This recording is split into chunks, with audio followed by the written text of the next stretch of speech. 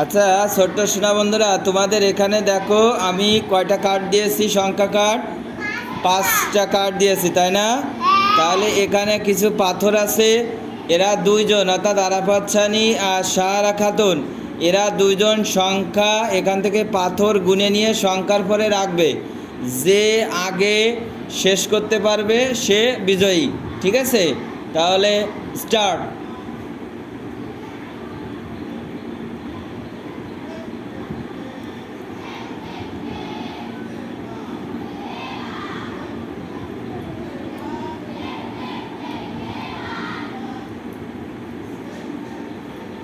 যে সবকটা কার্ডের পরে গুনে গুনে রেখে শেষ করতে পারবে সে ফার্স্ট।